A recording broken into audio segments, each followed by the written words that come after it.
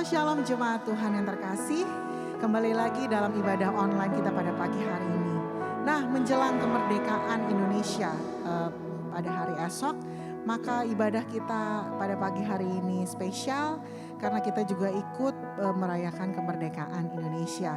Dan dalam firman Tuhan berkata bahwa jika Kristus sudah memerdekakan Anda, maka kita benar-benar merdeka.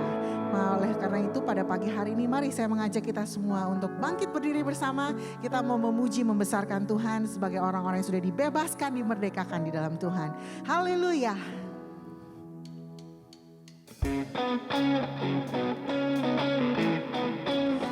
Mari kita bertepuk tangan bersama di hadiratnya.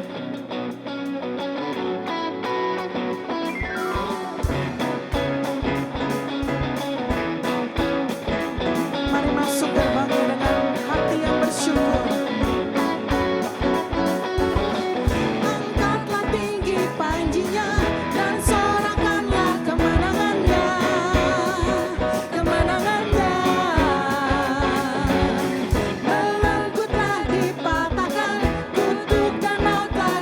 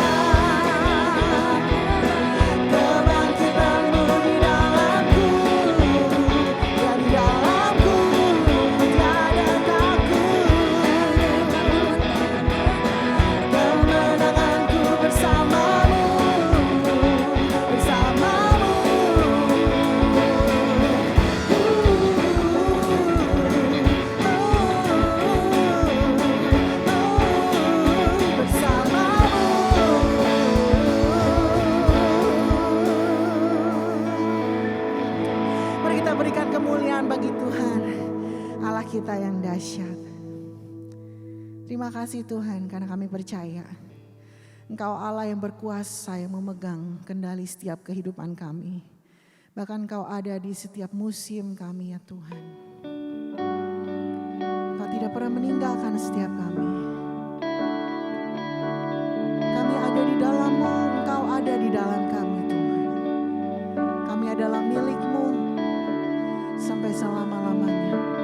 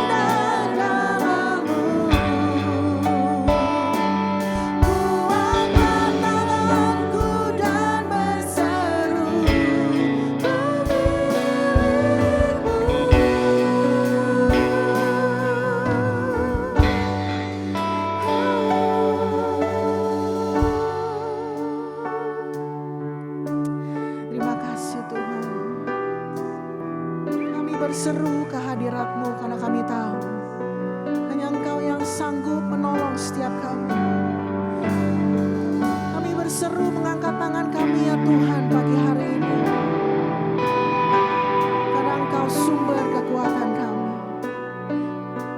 Karena Engkau milik kami ya Tuhan, kami milik-Mu.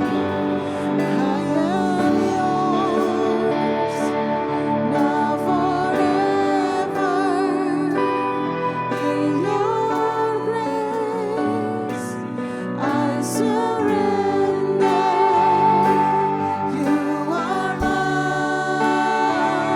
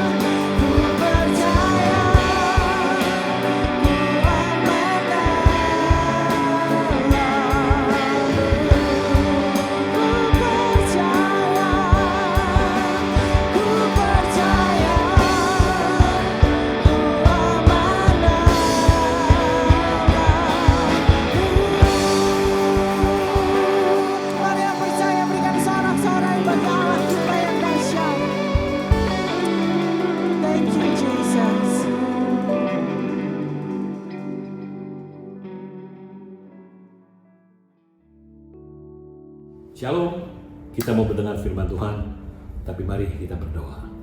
Bapa, terima kasih untuk waktu yang luar biasa ini Tuhan, di mana hamba-Mu boleh bertemu dengan umat-Mu, dengan jemaat-Mu Tuhan, dalam keadaan yang luar biasa. Kami bersyukur Tuhan, untuk kebaikan-Mu yang kami nikmati sampai detik ini Tuhan. Engkau tidak pernah meninggalkan kami, Engkau selalu ada bagi kami Tuhan, dan kami percaya Engkau selalu ada bagi kami dan tidak pernah meninggalkan kami. Dalam situasi kondisi yang tidak menentu saat-saat ini Tuhan, kami tetap percaya bahwa Engkau Allah yang melindungi, Allah yang memberkati, Allah yang memelihara, dan Allah yang selalu ada bagi kami dimanapun kami berada. Bagaimanapun keadaan kami, Engkau di situ bersama-sama dengan kami. Kami membuka pikiran kami Tuhan, segala pikiran yang bukan daripada-Mu kami mau tolak dalam nama Yesus. Hati kami, sehingga setiap benih firman Tuhan yang ditaburkan boleh tertanam dalam setiap hati kami dan berbuah banyak, sehingga orang bisa melihat bukan kami lagi, tapi mereka melihat Kristus yang ada di dalam kami. Terima kasih Tuhan, terpujilah nama-Mu untuk kesempatan yang indah ini Tuhan. Sekali lagi kami bersyukur untuk kebaikan-Mu. Di dalam nama Tuhan Yesus, hamba sudah berdoa mengucap syukur. Amin. Shalom, jemaat Tuhan yang dikasihi. Bersyukur pada hari ini saya bisa share bersama-sama dengan tim dari Tangerang.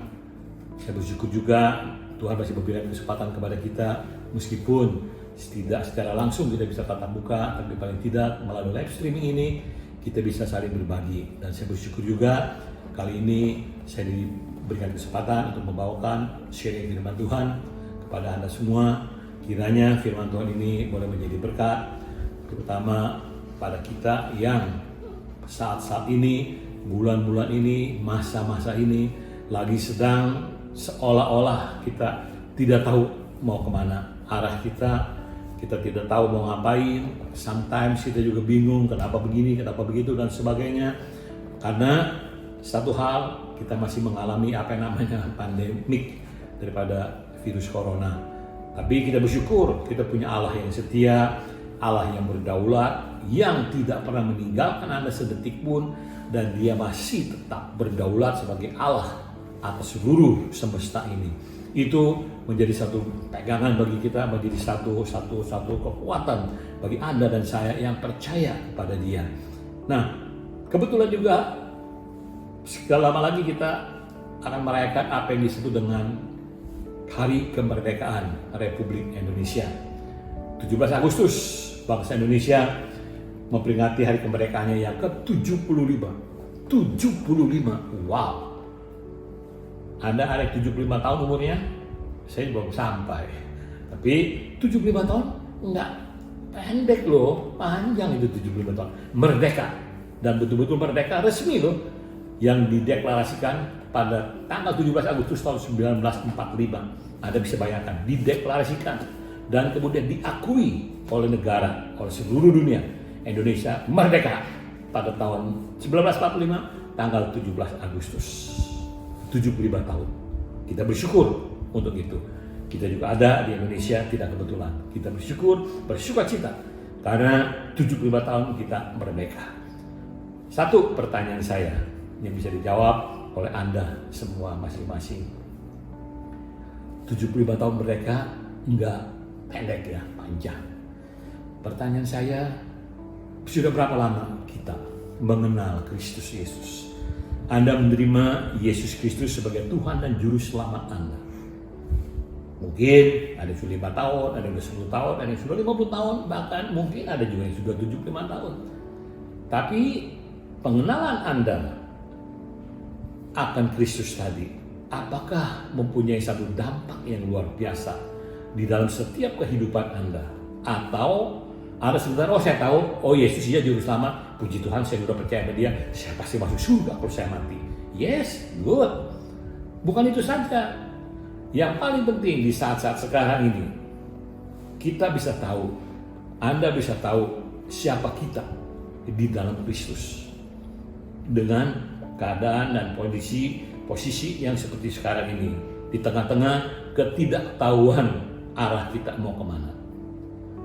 Ya, khotbah saya kasih judul Freedom, merdeka.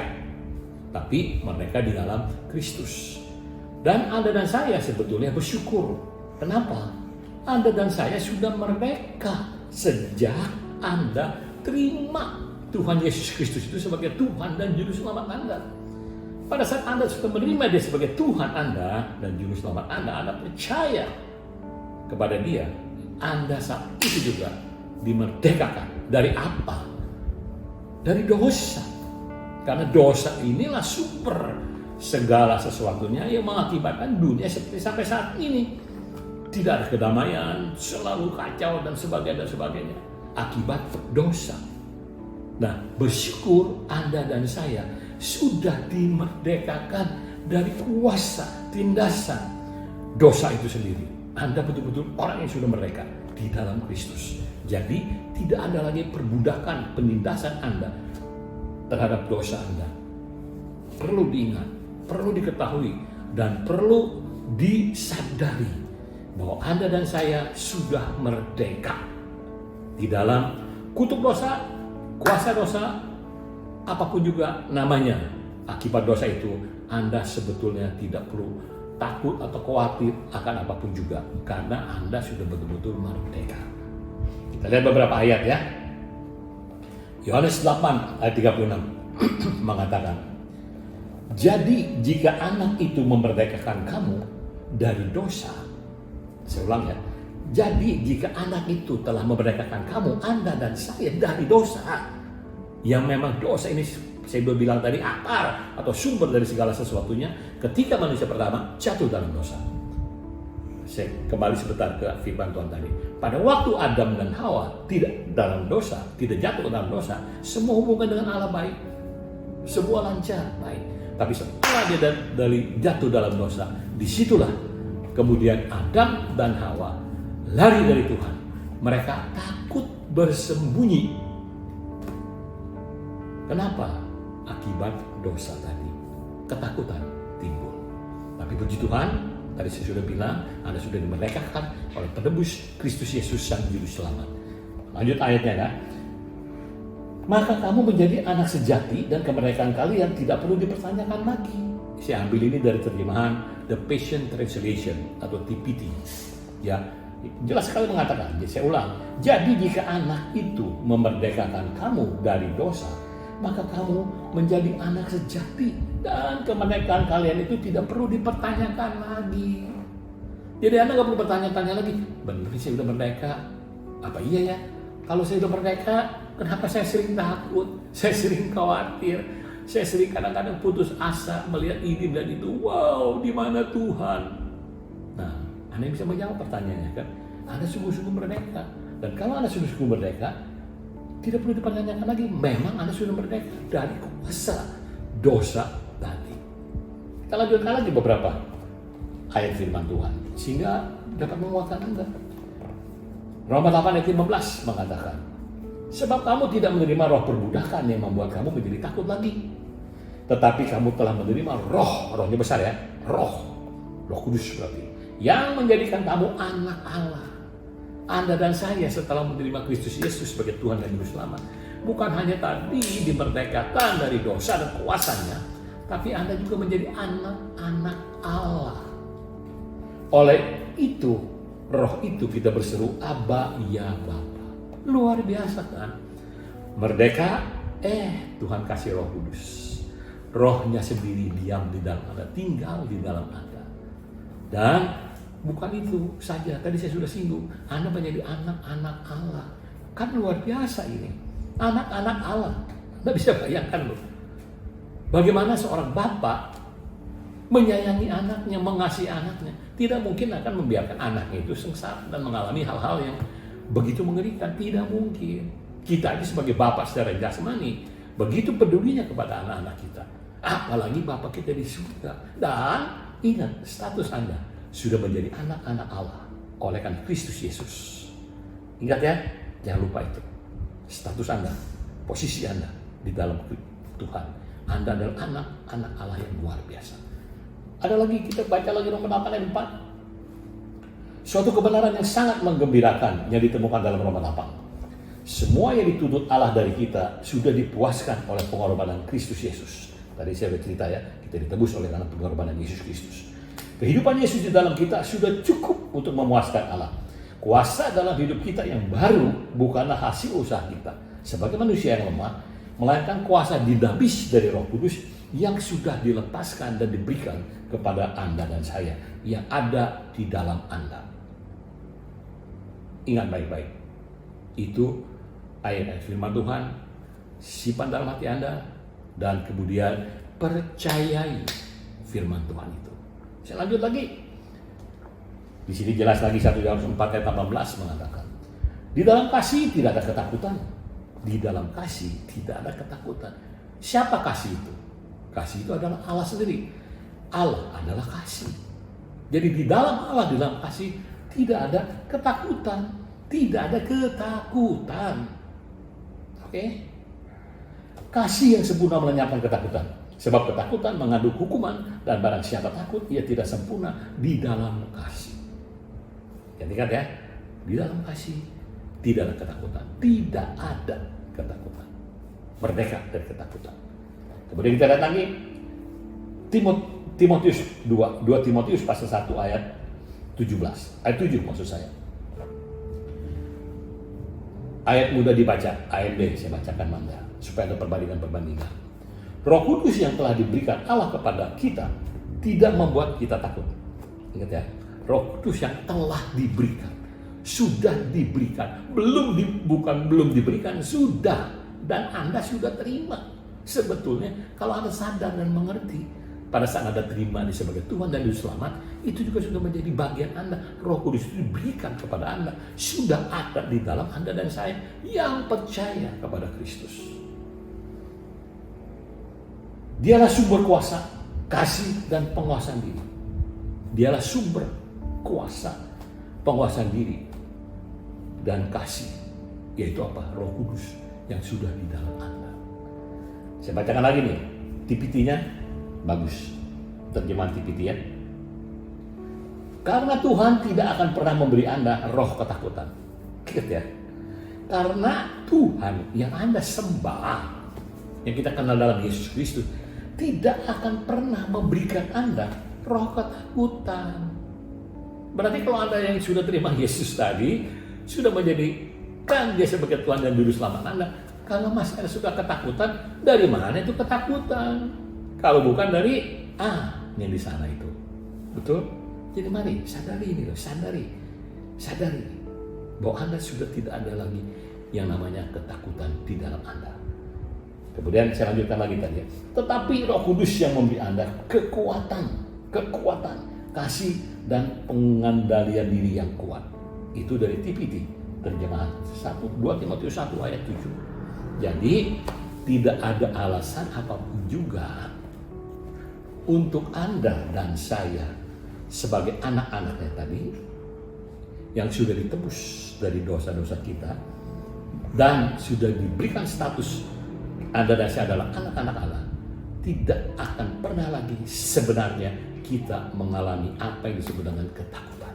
Anda sudah merdeka dari apa yang namanya ketakutan. Sadari ini. Jadi jangan sampai ketakutan mencekam Anda sehingga Anda tidak dapat berbuat apa-apa karena begitu takutnya Anda melihat situasi dan kondisi.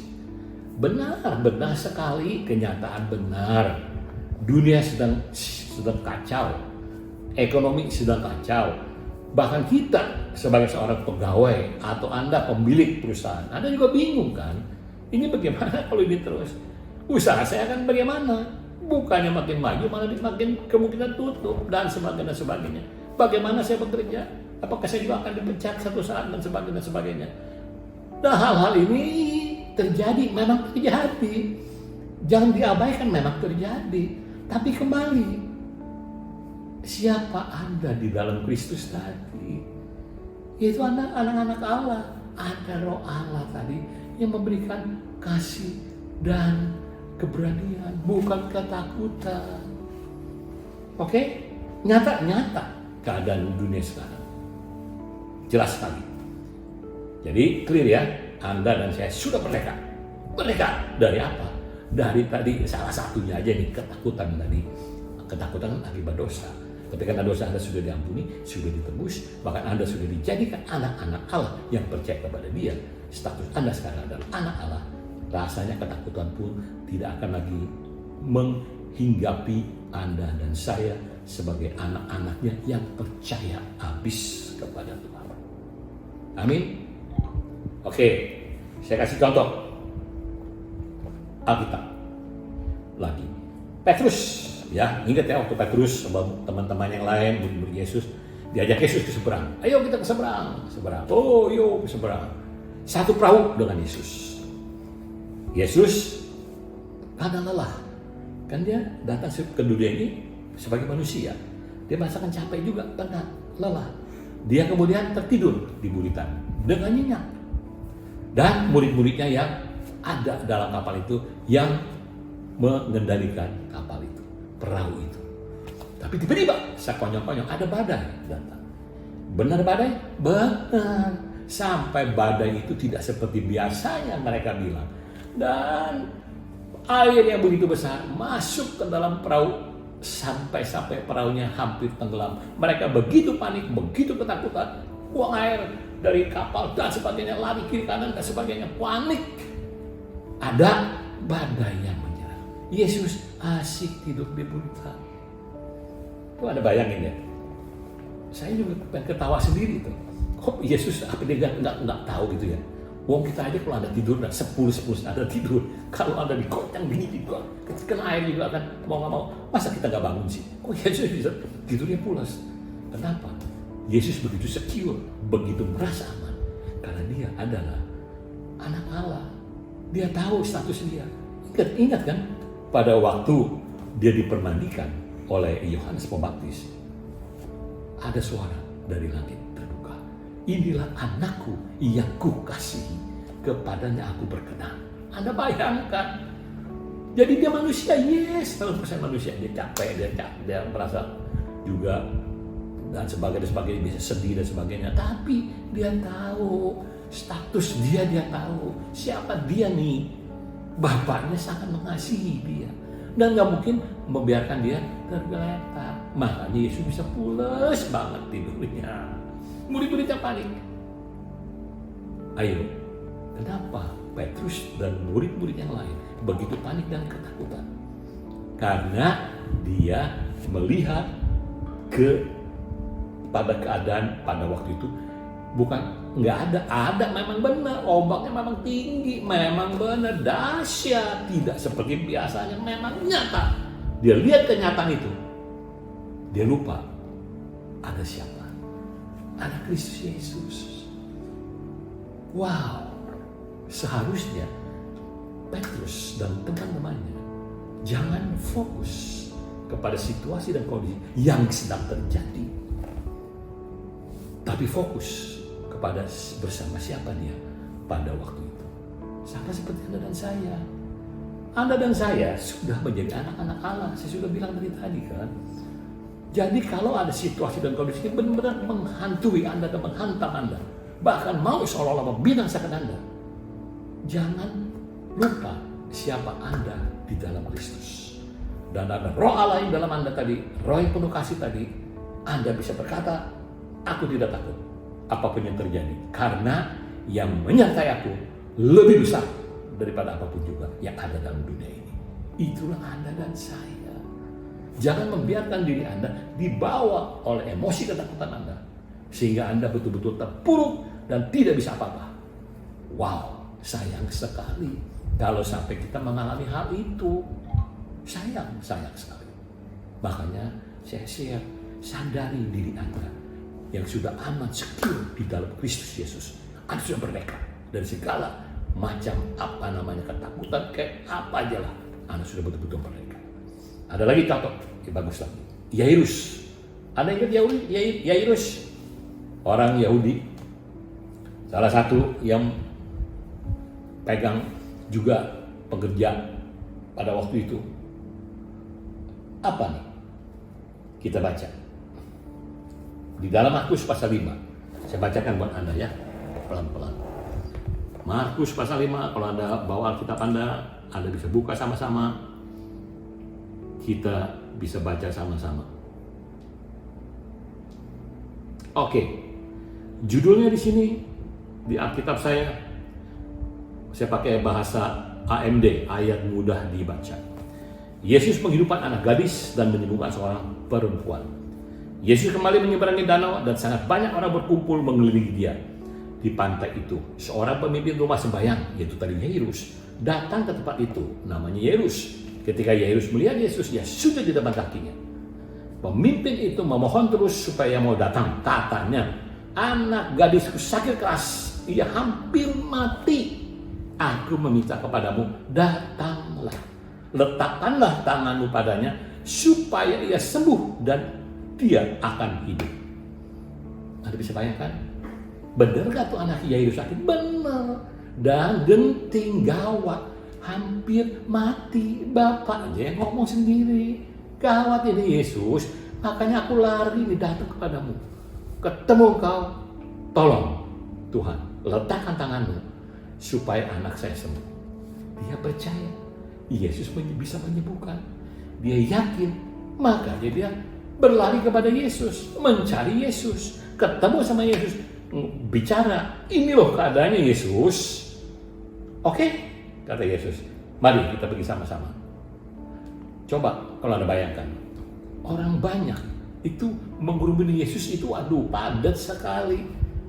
Kita mau jalannya ke sini, kesenggol orang sini, maju dia itu betul-betul sangat lambat. Anda bisa bayangkan, hatinya Yairus pasti, ini buset, aduh gimana nih, gak bisa cepat, aduh gimana, ya kan? Sedangkan anaknya dia tahu lagi terbaring, hampir mati. Kenyataan, keadaan yang dialami sendiri. Tapi kok sekarang jalannya pelan-pelan? Coba kalau zaman dulu tuh ada helikopter ya, cepat-cepat Yesus bawa pakai helikopter, syok, 5 menit gak ada, sampai ke rumahnya. Wah, dijamah, anaknya sembuh. Dia yakin itu, pasti sembuh. Tapi halangan, rintangan terjadi. Nyata-nyata. Ada kerumunan orang banyak. Di tengah-tengah itu, desak-desakan dan sebagainya. Ada lagi seorang perempuan yang menunda. Saya ulang ya. Ada seorang wanita yang pendarahan. Seolah-olah menunda. Betul, untuk Yesus bisa cepat datang ke rumah Yairus. Kenapa? Ini ternyata wanita yang pendarahan sudah 12 tahun. Dia juga tahu. Ingat ya, dia itu bukan orang Yahudi. Dia itu bukan orang Yahudi. Tapi dia dengar. Iman timbul dari pendengaran. Dia dengar Yesus, orang Nazaret, bisa menyembuhkan, bahkan bisa membangkitkan orang mati. Wow. Kemudian dia cari. Karena dia mengalami sakit pendarahan 12 tahun. Anda bisa bayangkan, 12 tahun pendarahan.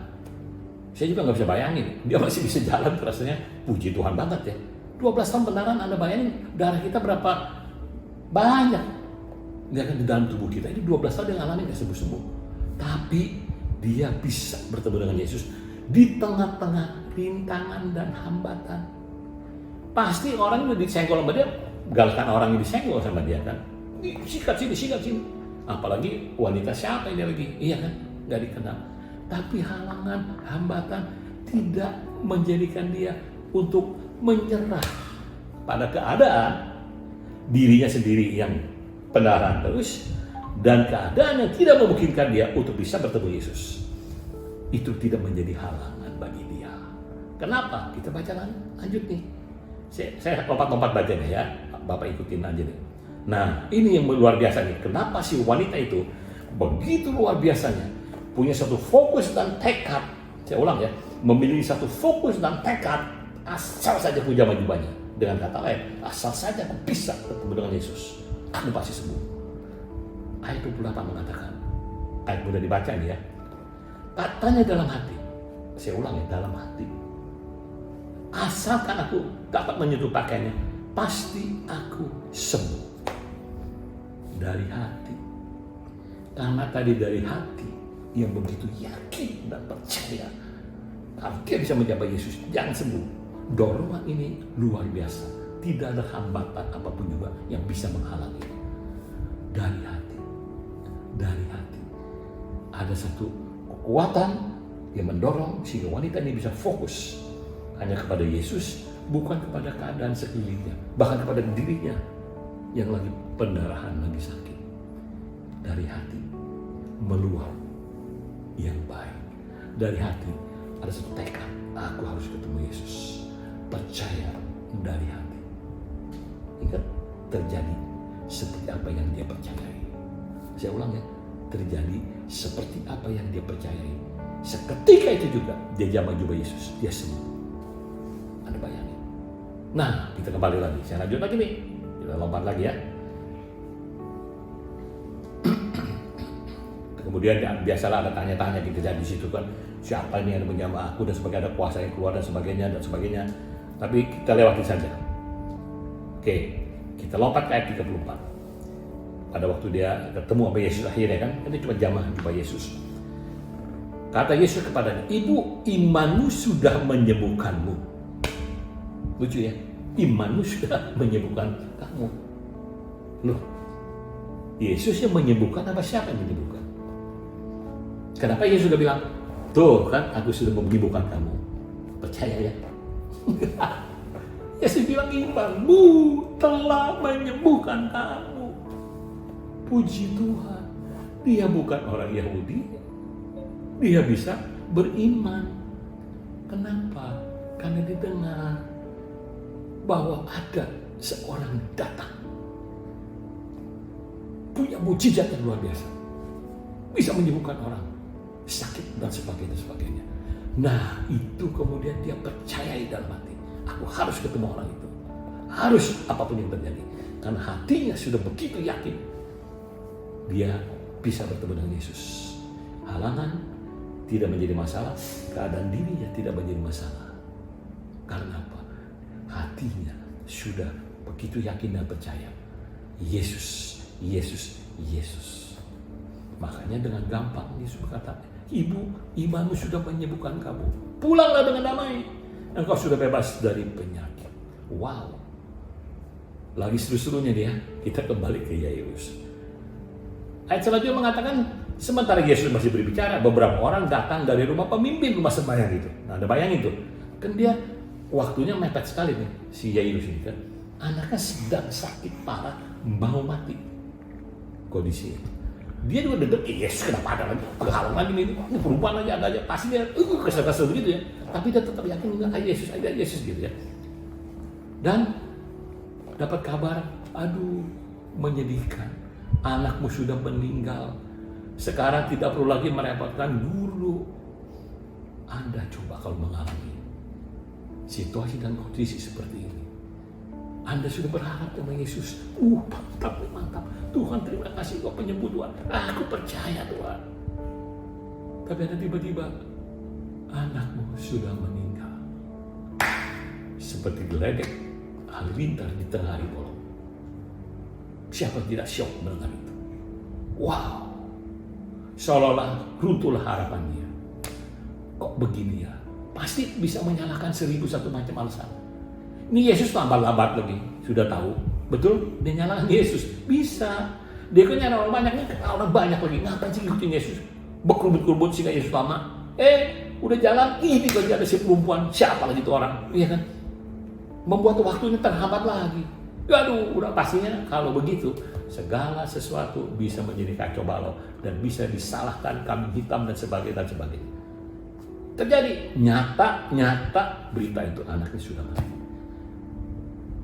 Fokus kita kemana nih? Kalau Anda mengalami hal demikian, kembali tadi, hatinya percaya wanita itu tadi, dia tetap fokus apapun yang terjadi.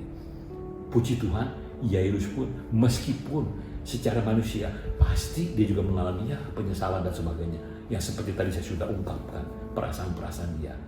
Tapi Yesus berkata luar biasa nih, kalau Anda bisa dengar baik-baik nih. Ayat 36. Yesus tidak peduli terhadap apa yang dikatakan oleh mereka. Yesus tidak peduli apa yang dikatakan oleh mereka. Orang-orang dari rumah Yairus mengatakan, anakmu udah mati. Ia berkata kepada pemimpin itu. Sederhana ya, sangat sederhana. Jangan takut, tetaplah percaya. Saya ulang ya. Jangan takut, tetaplah percaya. Wow. Yairus mungkin saat itu juga udah percuma. Percuma. Tapi Yesus berkata, Yairus, jangan takut, tetaplah percaya. Ketakutan boleh datang, tapi tetap percaya kepada Yesus, sang penyembuh tadi, sang pembawa mujizat tadi. Dan kita tahu apa yang terjadi. Pada waktu Yesus ke sana, semua orang menangis. Kacau sekali di sana. Ia masuk dan berkata kepada mereka, mengapa kamu ribut dan menangis? Anak ini tidak mati, ia hanya tidur. Luar biasa. Bagi kita yang percaya, puji Tuhan, kematian bukan sesuatu yang menakutkan bagi Anda dan saya yang sudah terima Yesus sebagai Tuhan dan Juru Selamat Anda. Yesus bilang, enggak mati, dia hanya tidur. Saya jadi ingat lagi ya, Lazarus juga bilang begitu kan, sudah 3 hari dikubur, sudah mati. Dia bilang enggak, Lazarus hanya tertidur. Itu saya dapat satu pencerahan yang luar biasa. Jadi bagi Anda dan saya, makanya Paulus juga menuliskan tuh di salah satu suratnya, bahwa kita ini sebenarnya orang-orang yang percaya kepada Tuhan nggak akan mati. Kita cuma tertidur, kita bangun, atau kita disuruh di surga, tempat yang lain, tempat yang lebih indah, yang menjadi impian kita yang percaya kepada Yesus. Jadi bukan hal yang menakutkan. Demikian juga Yairus, anakmu nggak mati, sedang tidur. Dan kemudian kita lihat Yesus memegang anaknya, tangan anak itu mengatakan Talita kum, artinya gadis kecil, aku berkata kepadamu, berdirilah. Dan apa yang terjadi? Ayat 42 mengatakan, gadis kecil itu segera berdiri dan berjalan-jalan. Dia berumur 12 tahun. Wanita pendarahan 12 tahun juga menderita pendarahan. Gak tahu nih kok insiden atau apa, saya gak tahu. Sama-sama 12 tahun. Anak ini 12 tahun. Mati. Nyata mati. Kan orang gak bisa ngomong sembarangan mati juga. Apa pura-pura mati? Enggak. Jadi dengan katakan apa? Saya mau ngajak Anda ya. Keadaan memang nyata, bisa aja keadaan itu sangat tidak mendukung dan betul-betul terjadi. Tapi kembali pada saat kita menghadapi itu, cuma ada satu pilihan Anda. Jangan takut, tetap percaya. Jangan takut, tetap percaya. Sehingga pada waktu Anda begitu ketakutan, seolah-olah Anda tidak bisa berbuat apa-apa. Terima kasih Tuhan. Aku memiliki Engkau, Tuhan dan Juru Selamatku, gunung batuku. Wow. Daud, kalau Anda ingat juga, dia berkata, ketika aku takut, dia mengalami banyak ketakutan. Tapi apa? Ketika aku takut, aku ini percaya kepada Allah gunung batuku, tempat perlindunganku. Wah, luar biasa. Jadi mari, ayo. Saya ingatkan kembali, Anda dan saya sudah merdeka dari yang namanya ketakutan, kekhawatiran. Anda memiliki roh yang luar biasa di dalam Anda dan saya, Roh Kudus, yang memampukan Anda tadi untuk mengatasi segala situasi dan kondisi apapun yang terjadi dalam dunia ini. Jadi, marilah tetap percaya. Jangan takut, tetap percaya. Kepada siapa? Kepada apa kata firman Tuhan. Tadi saya sudah bacakan dan firman Tuhan banyak buat Anda. Kita juga sudah tahu.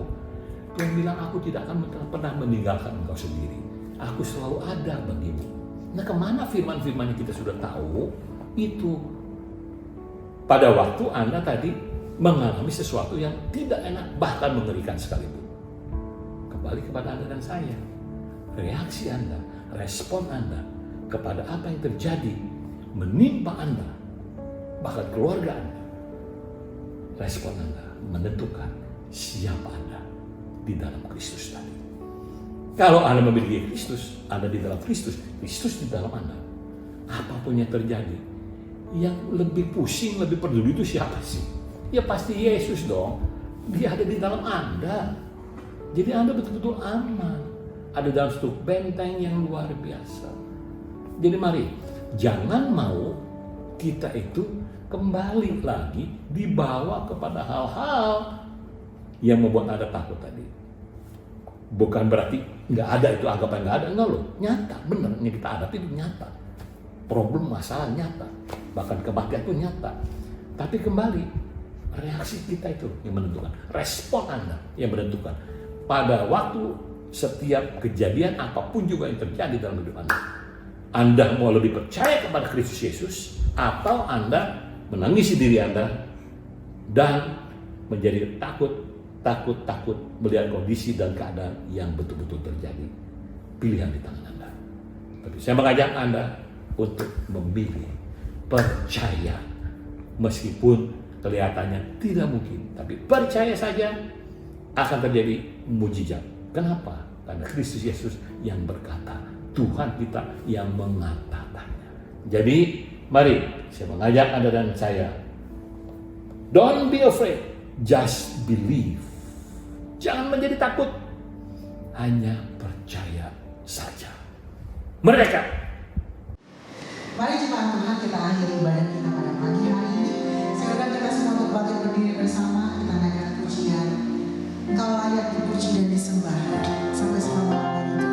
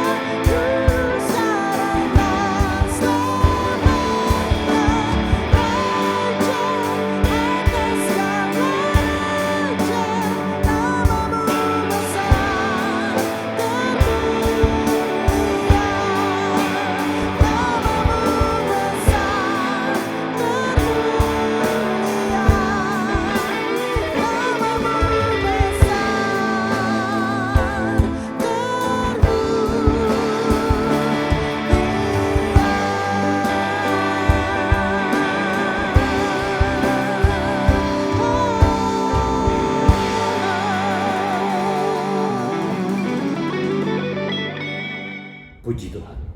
Saya berdoa buat Anda dan saya. Tuhan, terima kasih firman-Mu telah hamba sampaikan. Roh Kudus yang ada di dalam setiap kami, ingatkan bahwa kami sudah memiliki Engkau sebagai roh yang luar biasa di dalam setiap kami. Sehingga pada waktu kami mengalami hal-hal yang tidak enak, kami ingat, ada Roh Kudus di dalam aku. Roh yang lebih besar daripada roh apapun juga dalam dunia ini, yang pasti akan melindungi aku. Terima kasih Tuhan, buka pikiran anak-anak-Mu sehingga mereka boleh mengerti bahwa mereka adalah anak-anak Allah oleh karena Kristus Yesus. Terima kasih Tuhan, sehingga pada saat kami sadar siapa kami di dalam Engkau dan Engkau di dalam kami, maka hidup kami akan menjadi luar biasa. Pujilah nama-Mu Tuhan, dalam nama Tuhan Yesus. Hamba berdoa dan mengucap syukur. Amin. Merdeka.